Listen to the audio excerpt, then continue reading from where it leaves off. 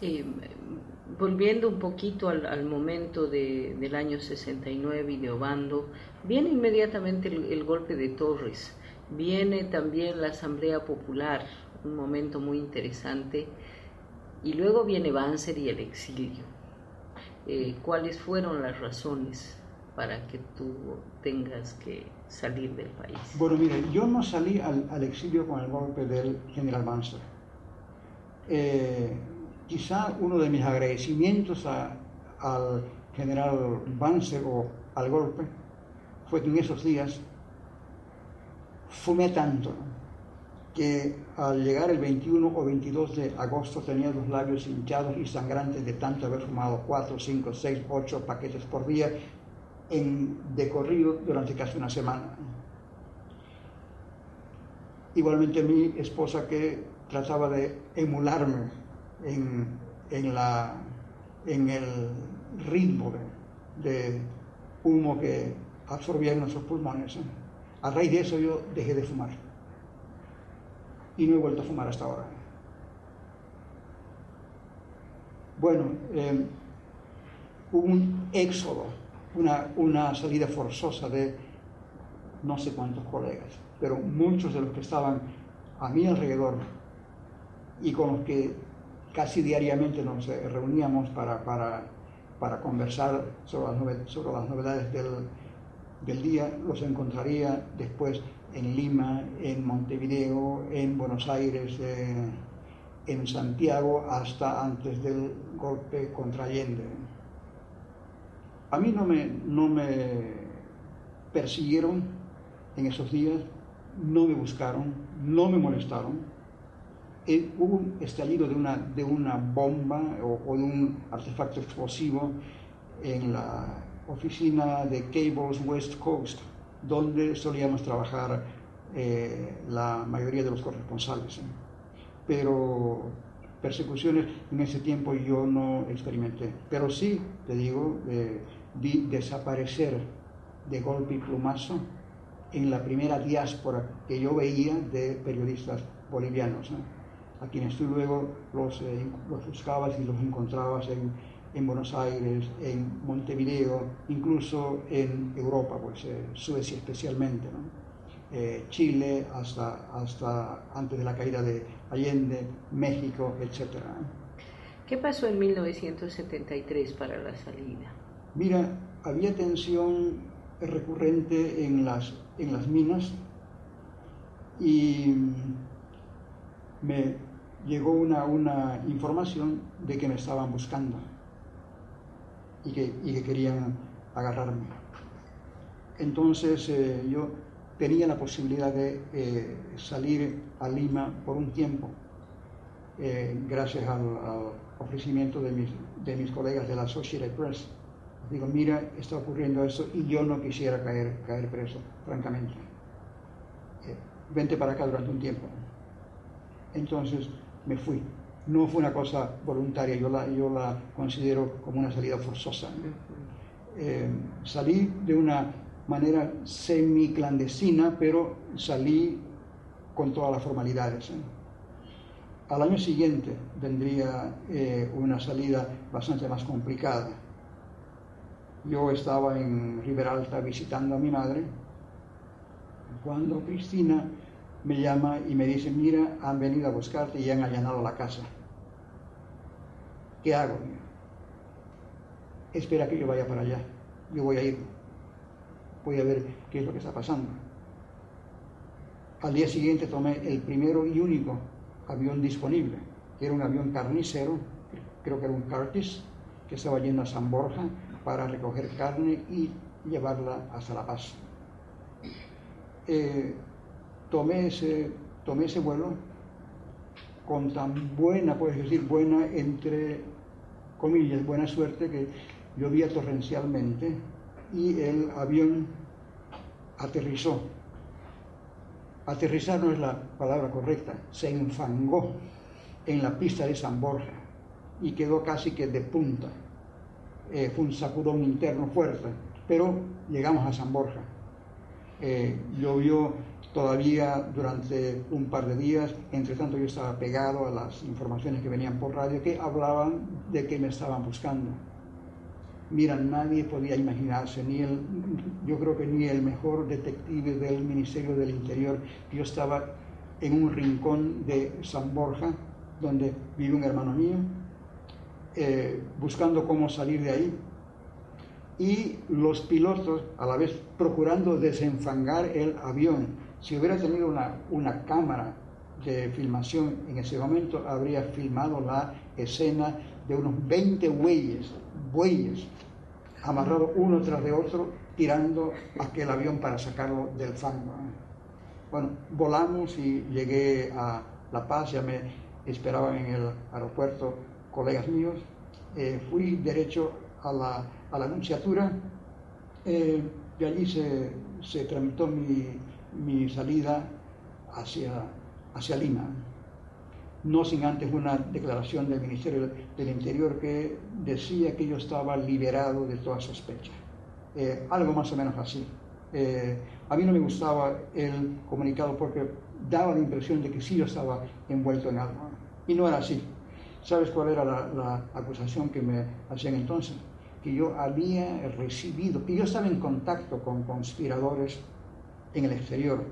¿Y cuál era el contacto? El contacto, un general que había sido padre de la ENAF, Eduardo Méndez Pereira. Aquí me mandó una notita a mi casilla de correos, avisándome de su dirección y nada más. Y yo le digo al ministro con quien en ese momento estaba hablando, era don Mario Arias Zamora, coronel, si ustedes tienen tan buen servicio de inteligencia como para ver mi correspondencia personal, muéstreme, consígame mi respuesta a esa comunicación. Yo no he respondido a nada. Además, como periodista, sepa usted que si yo pudiera comunicarme con Mao Zedong o con algún gran líder mundial, lo voy a hacer, porque eso es parte de mi tarea. Eso sería un notición. Aquí no veo nada. Él estaba comiendo un tamal y me dice, no sé a raíz de qué, pero yo como, me dijo, comida nacional, porque hasta en eso soy nacionalista. Bueno, para mí los choclos siempre han sido amarillos, no sé cuál es la diferencia. Él gruñó un poco, pero quedamos amigos después, ¿sí? Y me dejaron libre, pero tuve que estar fuera. Esa era la condición, que yo desapareciera de la circulación durante un tiempo, ¿no? Era el año 74. Era la época en que se cumplían 10 años de la caída del MNR. Víctor Paz Estenssoro estaba en Lima. Averigué su dirección, fui a verlo y le hice una entrevista. Y recuerdo que Paz Estenssoro me decía que lo acongojaba mucho la situación de atraso en que estaba el país, y que él había ido unos meses atrás a Quito y había quedado asombrado al ver el aeropuerto de Quito y compararlo con el que él conocía en La Paz. Bueno, luego charlamos de cosas familiares, aparte de cuestiones políticas, ¿sí? ¿Cómo lo podría describir al presidente que estuvo tantas veces en funciones? ¿Cómo era Víctor Paz Estenssoro? Muy astuto. Me quedo, sin embargo, con una definición que me hizo una vez don Walter Guevara, cuando coincidimos ambos en Caracas. Demasiado perezoso. Podía haber escrito muchas cosas que permanecen ignotas en la historia boliviana, y no lo hizo. Pero podía haberlo hecho, ¿no? Él era un buen administrador, sabía administrar el poder. Me quedaría con eso, ¿no? Y después de la entrevista se quedó en Lima. Yo por ahí recuerdo que termina estudiando en Princeton.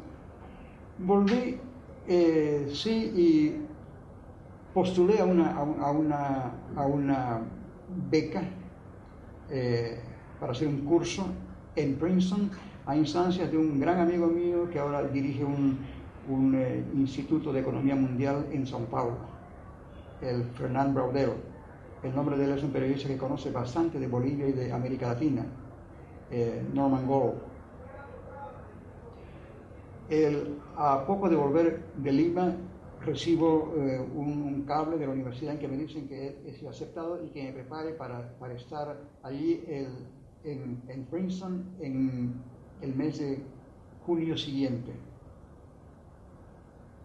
Arreglé mis cosas y me preparé a viajar. Son trámites que no se hacen de un día para otro, entonces transcurrieron varios meses. Una cosa es saber de los Estados Unidos por lo que tú lees o por lo que te dicen.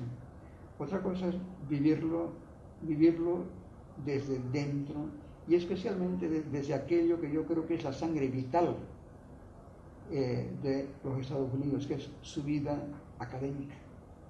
Y en una universidad del prestigio, de la fuerza y de las oportunidades que te ofrece para lectura, para entrevistas, en fin, como es Princeton. Yo estuve en la Woodrow Wilson School y entre mis maestros que nos dictaban charlas, eran verdaderas conferencias, recibieron 2 premios Nobel. Volví a Bolivia, también había cambios al volver, es decir, el tablero geopolítico de la región comenzaba a moverse con el advenimiento casi inminente entonces de Jimmy Carter.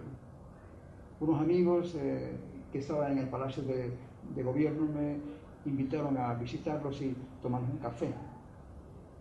Durante la charla yo les dije a lo que puede no haberles gustado, ¿no?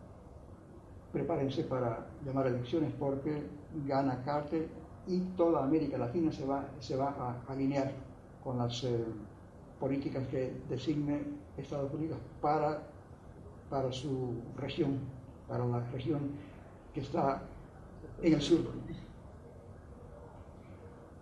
No era hay que decirlo, no era una política altruista la que se inauguraba, o puramente altruista de defensa de los derechos humanos, de la democracia, sino que era una manera de darle un flechazo en el talón de Aquiles, donde más les dolía a los regímenes comunistas o a los regímenes autoritarios: democracia y derechos humanos.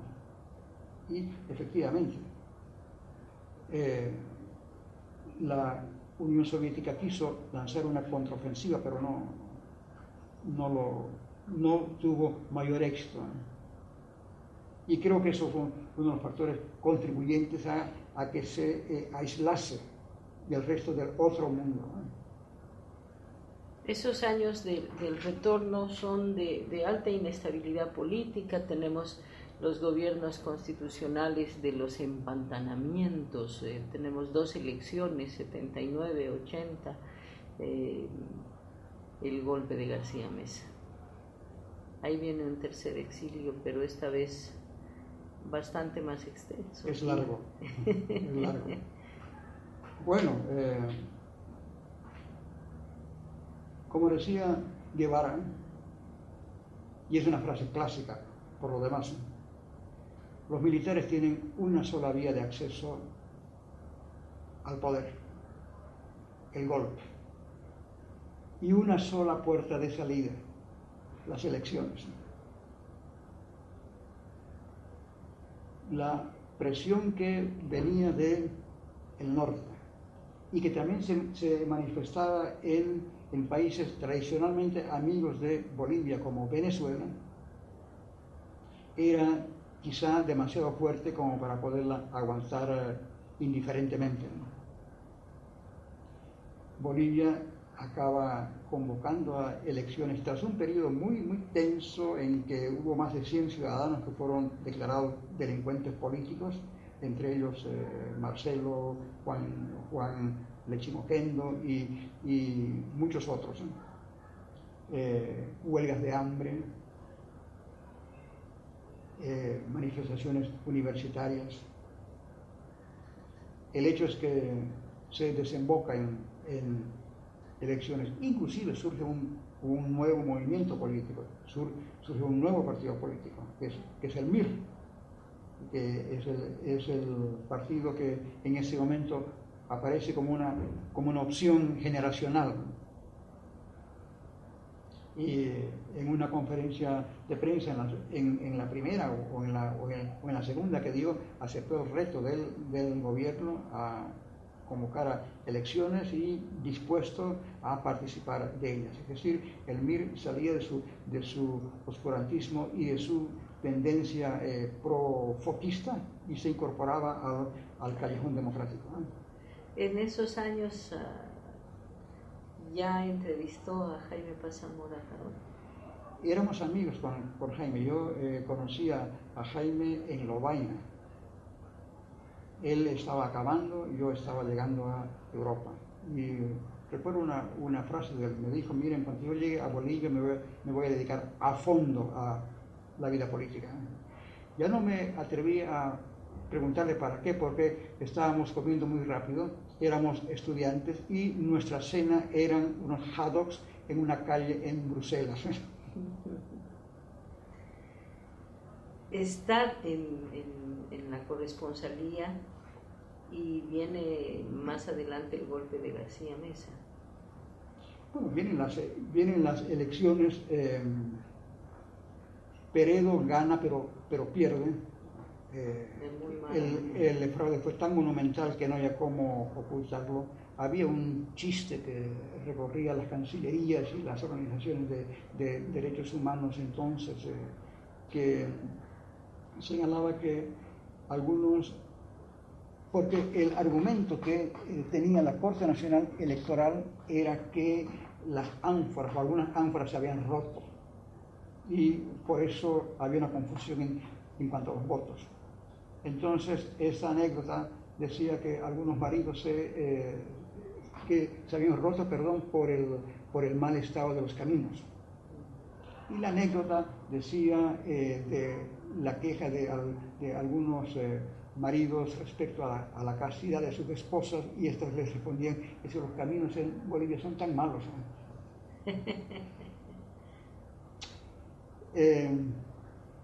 Nunca hubo un golpe tan anunciado,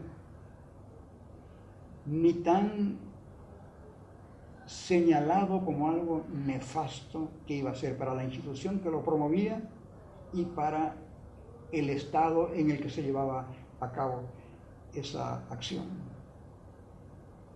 Con un grupo de colegas, fue en febrero o en marzo de 1980, hicimos una cooperativa y lanzamos un semanario que se llamaba Apertura. Llegamos naturalmente muy bien hasta el número 13. En el número 13 naufragamos porque vino el golpe. Pero en abril o mayo, un par de colegas y yo conseguimos una entrevista con el general García Meza.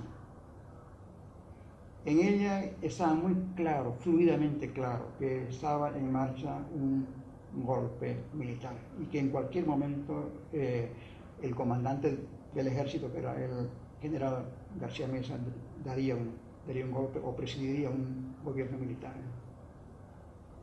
Pues mira, el general García Meza nos habló mucho y hablaba mucho de su democracia inédita, y sarcasmo aparte, fue inédita, ¿no? Lo fue. Solo que no fue democracia.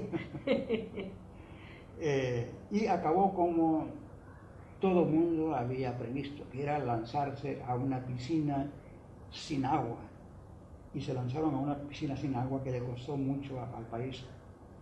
Y al país entero creo que le costó mucho recuperar lo que había perdido y reordenar sus piezas en un tablero para comenzar a forjar un país que pudiera reunir las condiciones mínimas de decencia. Y así viene restauración del gobierno que había sido alejado. Vienen las nuevas elecciones, gana Hernán Siles Suazo y todo lo demás es historia reciente. Y este exilio, este largo exilio después del golpe, ¿sufrió de algún tipo de persecución? ¿Era por el trabajo de los 13 números publicados? Mira, yo creo que había un conjunto de cosas. Quizá, no lo creo, pero tú no puedes descartar nada sin afirmarlo, sin estar cierta. Pero la verdad es que el trabajo de todos los periodistas fue un trabajo muy duro en esos días y en los días subsiguientes. Vinieron por el lado de Associated Press a ayudarme 2 colegas de Buenos Aires. A las 5 o 6 noches después del golpe, cuando ya había redadas de contraperiodistas, cuando ya había muchos periodistas que estaban en el Estado Mayor. No sé exactamente el número, pero la Asamblea de Derechos Humanos los debe tener. Estaba cerrando la oficina que estaba en Gables West Coast, en Galerías Lux, en una mezzanine, y escuchamos el galope de unas, no galope, sino el ruido de unas 8 personas, tal vez más, tal vez menos, que subían por las gradas que daban hasta la mezzanine. Yo me doy vuelta un poquito y veo que era gente que venía armada de fusiles ametralladoras. Y a mis amigos les digo, silencio.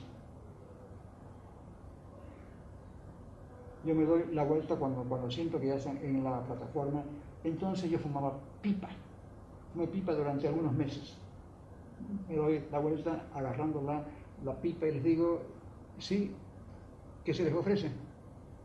Buscamos a Harold Olmos. No está aquí. Se fue hace unos 15 minutos a su casa. Me miraban los tipos y me creyeron. Y se bajaron. Yo a mis colegas les dije, bueno, bajemos también nosotros. En la puerta de salida estaba el portero, Sanca, un hombre que todas las noches, muy leal, muy respetuoso, me decía siempre, muy buenas noches, señor Olmos. Y yo 5 o 6 gradas antes de llegar a la base, decía dentro de mí mismo, Sanca, por favor no me saludes esta noche, porque los paramilitares estaban 2 metros más adelante. No me dijo una palabra. Cuando pasé a su lado, solamente me guiñó el ojo. Nunca voy a olvidar que Sanca fue mi ángel custodio esa noche. De ahí nos fuimos al Hotel La Paz, que estaba cerca, donde habíamos montado una oficina alternativa para poder trabajar durante la noche en las horas del toque de queda. Y seguimos trabajando normalmente allí, conversando, cenando, en fin. Al día siguiente yo volví a la oficina para despachar alguna correspondencia que tenía pendiente y dejársela al asistente de la oficina para que la llevase al correo en cuanto hubiese condiciones. Estaba saliéndome cuando desde arriba escuché una voz fuerte que me dice, oiga, usted es Olmos, ¿no? Sí, soy yo. Mire, yo soy el capitán Julio, no sé si me dijo su apellido, y me han enviado aquí del Estado Mayor para tomarlo preso a usted. Pero yo no soy militar para tomar preso a ningún periodista. Sin embargo, hágame el favor de desaparecerla. Naturalmente desaparecí. Varios angelitos. Entonces me di cuenta de que tenía que encontrar alguna solución y más o menos rápida. Es entonces cuando tú reconoces a tus buenos amigos. Mira, los consulados ya no te aceptaban a nadie, los consulados y las embajadas ya no te aceptaban a nadie. Los templos estaban súper vigilados, las parroquias. Recuerdo que consultamos a un par de ellas y no podían, estábamos más vigilados nosotros que ustedes, nos dijeron de un convento. Y era verdad. Unos amigos muy queridos que vivían en Cotacota, amigos de muchísimos años, me dijeron, vente acá con nosotros. Estuve con ellos 2 noches en un altillo. Más aún, uno de ellos, yo me acuerdo ahora y me causa risa, tenía un rifle salón. Aquí lo vamos a recibir. Pasé, como dije, un par de noches, pero tampoco podía quedarme indefinidamente porque era colocarlos en peligro. Me fui donde otro amigo, un amigo al que me vinculaba la Unión Católica Latinoamericana de Prensa. Estuve en su casa 1 o 2 noches. Había esta peculiaridad, que este caballero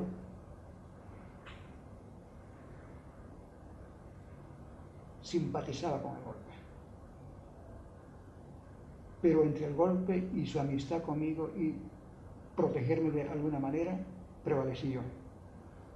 También uno de mis personajes inolvidables, después me encontraría con él en Caracas ya en otras condiciones. Conseguí un pasaporte ya vencido, usado, y un colega mío fue al Ministerio del Interior para que me dieran visa de salida, de modo de, mira, Bolivia debe ser uno de los pocos países en los que para entrar y salir necesitabas visa, como para entrar o salir de tu casa. Algo increíble, pero bueno, esa era la Bolivia de entonces. Me devolvieron el pasaporte y el amigo me lo entrega y mueve la cabeza así. Tienes que irte de acá. Y por un buen tiempo. En el pasaporte estaba un sello rojo en que me expulsaban del país y me daban 24 horas para abandonarlo. Mi esposa estaba encinta. No podía venir conmigo, tenía que quedarse. Al día siguiente tomé un vuelo para Lima otra vez. Lima a ratos parecía como el Alto de la Paz. Ahí veías pasar a todos los bolivianos que salían, que entraban. Y allí estuve trabajando como asistente de la dirección en Perú. Era una situación temporal. Y en un momento me ofrecieron la posibilidad de irme a Brasilia o a México. Opté por Brasilia, entre otras causas, porque era más cercana a Bolivia. Pues fui a Brasilia y allí ocurrió, entre otros incidentes, el que te narré del semi-aprisionamiento que tuvo Kissinger. Cuéntanos ese episodio de la entrevista con Kissinger en Brasil, por favor. Bueno, mira, con mi llegada a Brasilia, la fuerza laboral de la AP aumentó en 100%. Era 1 y entonces éramos 12. Y podíamos movernos, nos entendíamos muy bien. El colega, no tengo por qué esconder su nombre, Peter Eisner, es ahora uno de los de la primera línea del Washington Post. Había una manifestación de estudiantes en Brasilia contra Henry Kissinger, que estaba dictando conferencias y parece que cobraba por cada conferencia entre 15 o 20 mil dólares, que entonces era una suma bastante apreciable. Entonces fui yo y le dije, mira, tú Peter, permanece acá, yo voy a llamarte con lo que haya. Entonces fui allí en medio de un tumulto y las cosas se desarrollaron muy precipitadamente y acabamos encerrados en la oficina del rector, Kissinger y unos 3 o 4 periodistas más, yo entre ellos. y los estudiantes no te dejaban salir. Querían llevarse a Kissinger. Kissinger estaba asustado, pero bueno, conservaba el buen humor. Yo era el único en ese grupo que hablaba inglés y pude conversar con él bastante. Hablamos de la guerra de Vietnam, por qué no se retiraron antes, por qué no, la iniciativa de paz no fue lanzada antes. Había un colega del Jornal do Brasil que se comunicaba con alguna fluidez en inglés y él también participó en esto. El secretario de Estado, o el ex secretario de Estado entonces, dice, bueno, lo cierto es que todo era muy difícil. No era fácil lidiar con los Vietcongs. Imagínense que para definir el tamaño y la forma de la mesa demoramos semanas de la mesa sobre la cual íbamos a conversar. Entonces, piense en lo que significaba ir más allá. Entonces, el tiempo nos comía así. Y bueno, solo espero que esos que están aquí afuera, uno, que no entren, dos, que si me capturan no pidan rescate porque Nancy, su esposa, no va a pagar un centavo por mí. Al final salió porque un carro de la policía logró entrar hasta el pasillo y el secretario de Estado tuvo que entrar a la vagoneta de bruces para que no lo vieran.